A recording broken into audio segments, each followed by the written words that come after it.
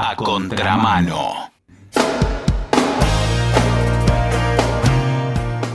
Vos sabés, si nos seguís, que nosotros no odiamos a priori ni queremos a nadie. Ahora, la verdad que este gobierno dice una barbaridad tras otra y una de las más salientes es la confusión que tiene entre homosexualidad y pedofilia, los ataques que hace a las mujeres, pero también a las disidencias, sin ningún tipo de límite. Nosotros tenemos una amiga de la casa que nos va a contar cómo se viven esas barbaridades desde el otro lado. Esa es Flavia Macencio, te habló alguna vez, es secretaria de Asuntos Jurídicos de la Federación Argentina de Lesbianas, Gays, Bisexuales y Trans. Y nada, nos va a contar todo tipo de detalles de lo que me imagino que no es una etapa feliz en la relación con el gobierno, al menos. ¿Cómo te va, Flavia? Simón te saluda. Hola Simón, ¿cómo estás? Como siempre un placer charlar con vos. Lamentablemente traemos estos temas, sí, en esta introducción que hacías, no la estamos pasando bien con estos dichos, con estos discursos, con estos incrementos de la violencia hacia nuestra comunidad, hacia la comunidad LGBT+. La verdad que es lamentable. Muchas veces no se piensa que la palabra duele tanto, ¿no? Los mensajes, los discursos de odio, el asociar nuestras identidades a un delito tan aberrante como la pedofilia, la verdad que es grave y se traduce en una violencia directa hacia nosotros, hacia nuestra comunidad en la calle, en el colegio, en la escuela, en el colectivo, en el trabajo, donde sea. Tenemos otras miradas, tenemos otras sensaciones. Vivimos con miedo, que antes no teníamos tanto, la verdad es una realidad. Hoy lo pensás dos veces al tener una demostración de afecto o de cariño con tu compañera o con tu pareja, mirás para atrás o mirás para los costados, te fijas qué pasa, porque nosotros desde nuestro espacio, la Federación Argentina LGBT, y tiene un programa que se llama Defensoría LGBT, donde recibimos consultas, denuncias, hacemos asesoramientos, es el lugar donde realizamos estos informes de crímenes de odio, y recibimos muchos más que antes, después de que se dan estos exabruptos, no sé si decirlo así, pero la verdad que son discursos pensados, conscientes, escritos. La verdad que eso también te da mucha bronca, porque no sale nada espontáneo, ni de bronca, ni en el fervor y el clamor de una pelea, ¿viste? La verdad que llevan un discurso escrito, pensado. Debe haber pasado por varios asesores para que se presente y lea, por ejemplo, el presidente en Davos, un informe y un discurso de esa calidad. Entonces, con ese contenido tan grosero hacia nuestra comunidad. Eso se traduce que cuando hay personas tan importantes, en este caso el presidente, o funcionarios de alto rango y alto nivel en el Ejecutivo, o diputados, senadores, todas personas que tienen un valor en su palabra y un peso en la difusión y una masividad que llega, genera que todas las personas repliquen esos discursos, porque están legitimados por una autoridad importante. Entonces eso se legitima viniendo de la mano de que no hay una política pública trabajada para erradicar la discriminación y la violencia hacia todos los colectivos históricamente vulnerados por las violencias en Argentina. Entonces nos pasa que nos quedamos con pocas herramientas para defendernos. Por eso pensamos, bueno, hagamos una alerta, demostremos esto con números, y elaboramos el informe de crímenes de odio, que lo presentábamos de manera anual. Dijimos, vamos a hacerlo semestral este año, porque la verdad que en lo que iba pasando del año a 6 meses, a mitad de año, se había incrementado en un 70% de todo el año pasado.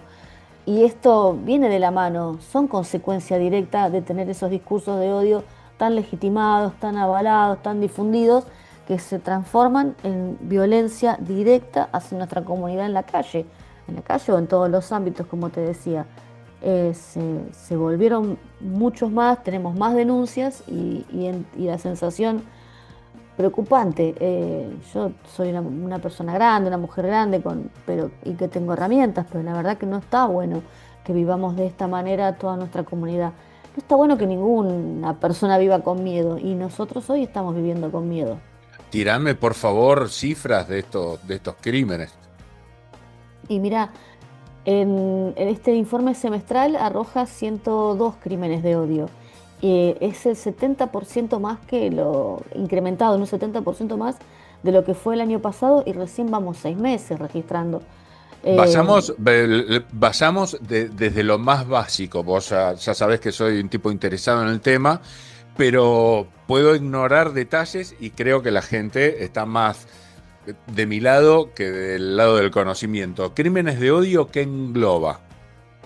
Claro, nosotros englobamos en ese crimen lo que significa el ataque hacia nuestra comunidad, motivado por nuestra orientación sexual o la expresión de género o nuestra identidad de género, pero haciendo un recorte solamente a lo que es ataques físicos.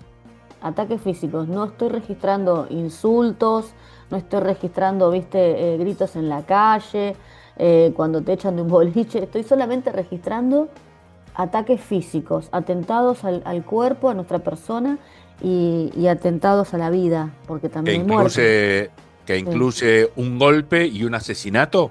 Sí, les invito a buscarlo en la página de la Federación Argentina LGBT, FALGBT son las iniciales, .org, y ahí está el último informe, o googleás, viste, último informe de crímenes de odio, aparece inmediatamente. Es un documento breve, tiene 20 páginas, pero el informe anual es más grande. Este es de 20 páginas nada más. Tratamos de generar diagramas y dibujos para hacerlo visualmente también que impacte y que demuestre, porque ese es el mensaje que queremos dar. Estos números son familias, son personas, son amigos, son conocidos. Todas las personas hoy tenemos alguien de la comunidad dentro de nuestras familias, ¿no? Dentro de nuestro vínculo, dentro de nuestros vínculos de trabajo, de estudio. Siempre tenemos gente de la comunidad que conocemos para informarnos y para estar alerta y trabajar en este sentido, que tenemos que erradicar esto. No puede ser que tengamos que estar en el 2025 hablando de una política pública que me deje vivir, que solamente pidamos respeto, que es lo que debemos tener todos, ¿no? No me agredas, no me pegues, no me mates por ser lesbiana. Me acuerdo hace unos años que Claro. había visto un informe de la CHA que decía que la población homosexual era cerca del 10% del país. Vos me enseñaste en alguna otra charla que gays y lesbianas no son lo mismo. Me imagino que la CHA englobaba a todo el mundo. Pero más o menos, si es esa la cifra, es un montón de gente. Aunque fueran dos, merecerían todo el respeto, ni hablar. Ahora, si es cerca del 10% de la población, es un montón de nosotros. Totalmente, totalmente. Y también lo que pasa con nuestra población, viste que a veces escuchás, te lo cuento a vos, Simón, que siempre te interesa conocer un poco de nuestra jerga, ¿no? Del cotidiano de nuestra población. Viste que a veces usamos la frase al closet no volvemos más, porque nosotros cuando decimos que salimos del closet es la primera vez que nos visibilizamos, es cuando nos animamos y encontramos un entorno amigable, un entorno pacífico, un entorno familiar, un amigo, no sé, una amiga a la que le decís por primera vez que sos lesbiana o que sos gay o que sos una persona trans. El salir del closet significa salir del armario, salir del ropero, ¿viste? Salir de donde estaba escondida esa persona. Porque nosotros hasta que nos damos cuenta y vivimos y construimos nuestra identidad y nos damos cuenta de que somos lesbianas o somos gays, hacemos ese proceso, todas las personas de la comunidad, que nos es muy difícil decirle a quién le cuento esto, con toda la presión social que hay. Y hoy a cualquier piba de la comunidad LGBT que ve estos informes, da miedo. Que ve la violencia en la calle, nos da miedo salir del closet. Entonces, nuestro activismo va en ese sentido, es decir, nadie tiene que estar escondido dentro de un ropero, ¿no? Para sobrevivir. Y estos mensajes de odio hacia nuestra comunidad, muchas veces para salvarnos, obligan a que nos metamos al closet. Y es duro que la sociedad viva de esta manera, y por eso hablo de que todas las personas tenemos que seguir trabajando para que al closet no vuelva más nadie, ¿no? Y que podamos vivir con total respeto y una sociedad sin violencia. parece utópico, la verdad, pero también debería ser bastante simple que entendamos que podemos vivir en una sociedad sin violencia. Violencia porque está motivada simplemente por ser, porque yo no te robé nada, yo no cometí ningún delito, yo soy lesbiana. Entonces no me lo puedo sacar del cuerpo y no puedo dejar de ser para que a vos no te dé odio y me golpees, ¿no? Es muy loco todo esto. Cuando lo decimos de esta manera, se cae de maduro que la reivindicación legítima que hacemos de nuestros derechos, de nuestro derecho a vivir sin violencia, ¿no? Y En realidad para mí es parte de grandes límites de inteligencia, aceptar al otro tal cual es, no es solamente una cuestión de sensibilidad, también es una cuestión de inteligencia básica. ¿Qué te importa con quién se acuesta la gente que no se acuesta con vos? No entiendo por qué alguien se puede ofender por eso. Hay que estar muy limitado. Es como cuando hablaba con compañeras feministas, con chicas feministas, que decían, me da la sensación de que el hombre que ataca o se siente atacado por la mujer que quiere ser igual, tampoco está usando un grado de libertad del que podría disponer si todos fuéramos más libres, ¿no? Me da la sensación de que con la comunidad pasa algo parecido. sí, totalmente, totalmente. Es sencillo, es inteligente y sin embargo, viste cómo nos ha costado todavía en este país y bueno, en el mundo, ¿no? Porque la verdad que la comunidad LGBT todavía sigue siendo muy perseguida a través del mundo. Y hay otras situaciones que tienen que ver con esa violencia que recibimos y tiene que ver con esta asociación que muchas veces se hace de nosotros, como los dichos del presidente, a un delito, a la pedofilia. Decir barbaridades, decir esta mal llamada ideología de género hace que se piense de nosotros de una manera distinta, con totales prejuicios, estereotipos y totalmente estigmatizadas las personas de la comunidad. Eso hace que por eso se nos persiga. Se había ido esto y está reflotando, está resurgiendo y se están incrementando. Es prácticamente proporcional la violencia de los discursos de odio con los números que se traducen en los informes de crímenes de odio que cada día registramos. Te digo que a mí, más allá de que el crimen de odio, por cuestiones obvias, ocupa el lugar más desgarrador, me preocupan las dos cosas. Me preocupa la obediencia ante un engendro que dice cualquier pavada sin ningún tipo de prueba y me preocupa el hecho en sí, ¿no? Totalmente, es gravísimo, pero hay que trabajarlo. Hay que entender que es una realidad y una situación que se está dando en Argentina, que la estamos reflejando, que la estamos relevando, y el informe también da un montón de baterías de propuestas, de políticas públicas que esperamos que en algún momento sean oídas para ser implementadas. Para trabajar contra estos crímenes de odio hay que trabajar contra la discriminación, porque el primer eslabón en esa cadena de violencias es el sujeto o la persona que discrimina. Detectar los hechos discriminatorios y trabajar con ellos va a hacer que se disminuyan los crímenes de odio, porque de ese hecho discriminatorio, de ese insulto a un golpe o a quitarte la vida, que es el eslabón más alto de la cadena, ¿no? Los femicidios, travesticidios, transfemicidios o lesbicidios, si se hubiera detectado en un primer término trabajando fuertemente contra la violencia, se hubiera podido evitar. ¿Cómo se están manejando ustedes desde el cierre del INADI? Que por cierto vos me enseñaste que era útil. Era muy útil porque era la única política pública, era un instituto que llegaba a todo el país para poder trabajar contra la discriminación. No tenía que ver específicamente con un dictamen discriminatorio, tenía que ver que vos tenías un teléfono donde llamar y había una intervención del Estado para decir que se cese ese acto discriminatorio. Hoy a nivel nacional no tenemos esas herramientas ya. Está difícil, tenemos una ley contra la discriminación que es muy vieja, que es del año 88, que todavía está vigente y que la utilizamos en los juzgados, pero la verdad que hoy hay que ir a la justicia. Eso, vos sabés lo que significa. Yo siempre digo que siendo militante, siendo activista y también siendo abogada, que para mí es el derecho más lejano para llegar, el acceso a la justicia. Sí, sí, vos tenés conocimiento de causa, pero estoy completamente de acuerdo con vos, es de difícil acceso. Sufrís una vulneración de derechos y es muy difícil encontrar el asesoramiento, el patrocinio gratuito, porque no, porque el otro es muy caro. Y así todo, viste, cuando vos querés reclamar discriminación, tenés que pagar, hoy puede ser una acción civil, que tenés que, y por daño, y tenés que pagar la tasa de justicia, ya te quedaste sin plata, tenés que pagar las costas del proceso y tenés que demostrarlo todo. Todo ese valor probatorio carga en quien lo alega, ¿no? Viste que tiene que producir toda la prueba. Y eso es muy difícil, porque no encontrás testigos, no encontrás cámaras de seguridad, no encontrás nada, te quedás muy solo para pedir justicia frente a un hecho discriminatorio. Y es muy caro. Por eso siempre pedimos, y no sé, nosotros hace creo que 11, 12 años que hacemos la propuesta de una nueva ley antidiscriminatoria en el país, una reforma a la ley actual que se actualice porque tiene que actualizarse porque la sociedad misma ha avanzado y por las nuevas tecnologías, los nuevos espacios, un montón de situaciones que tiene que seguir avanzando y además quedó muy vieja para los paradigmas actuales.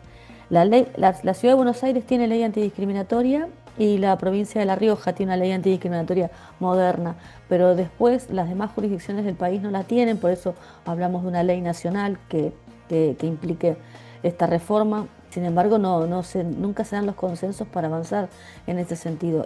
Hoy sería una única herramienta fundamental que podríamos tener para trabajar, para erradicar fuertemente la discriminación. Te aprovecho, ya que tocaste el tema de Cava, yo te conocí porque la justicia había obligado a que el gobierno solucionara el problema habitacional trans. ¿Hizo algo? Pregunta adolescente. No, porque apeló esa resolución y está todavía en el Tribunal Superior de Justicia esperando una sentencia, esperando que pueda ser ejecutada la sentencia. No ha hecho mucho más que eso en política pública en ese amparo. Ok. Ese amparo que era colectivo.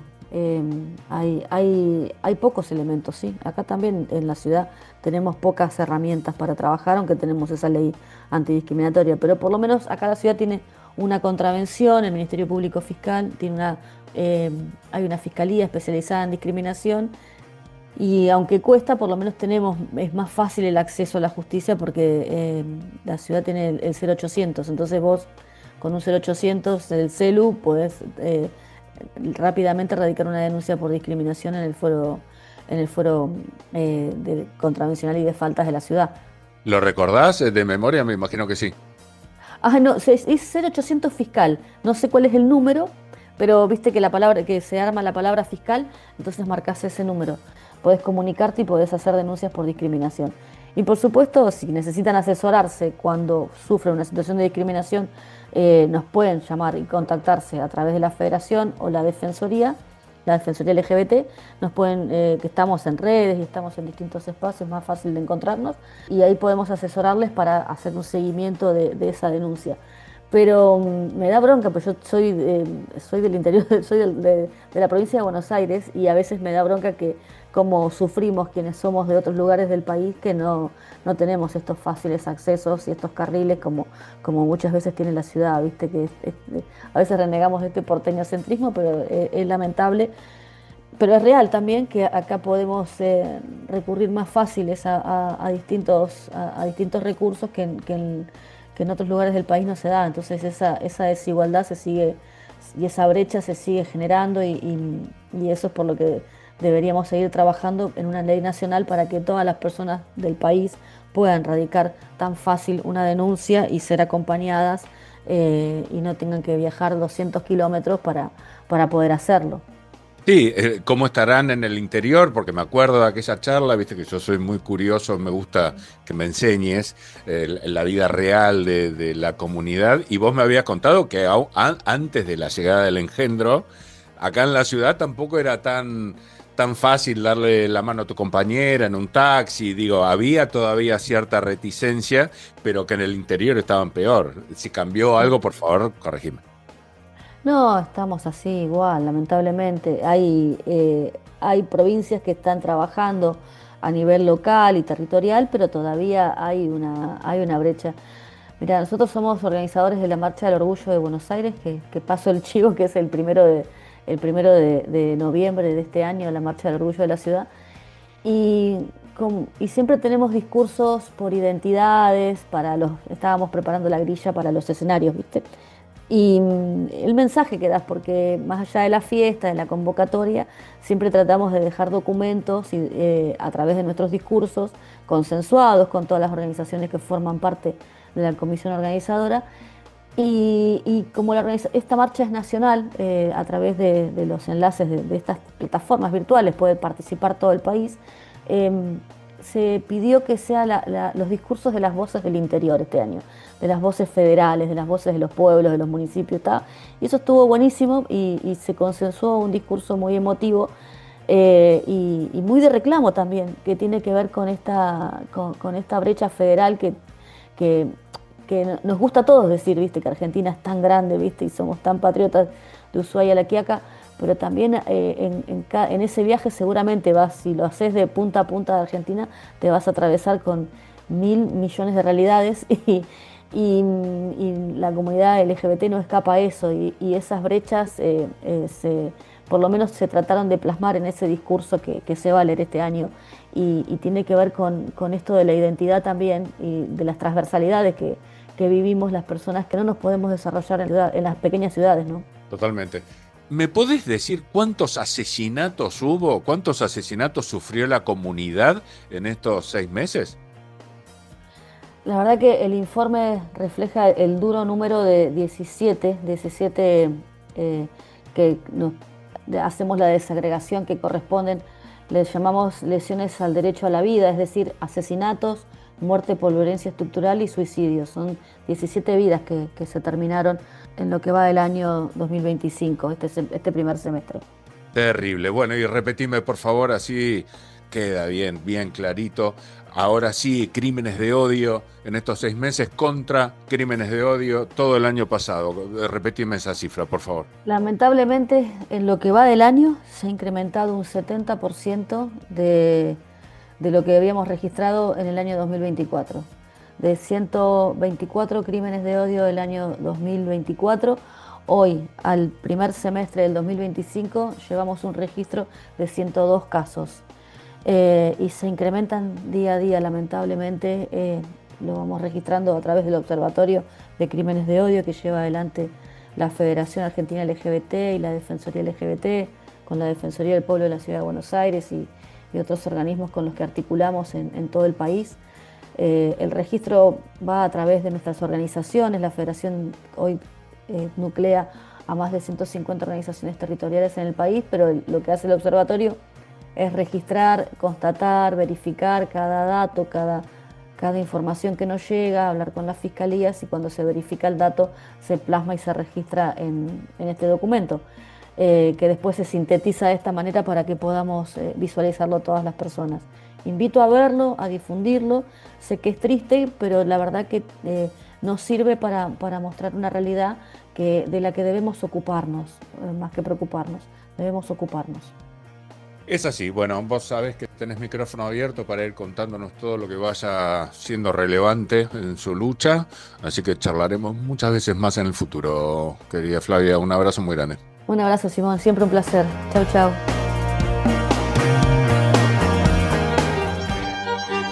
Si no pensás, alguien lo va a hacer por vos. A contramano. Información y reflexión. ¡Espectacular!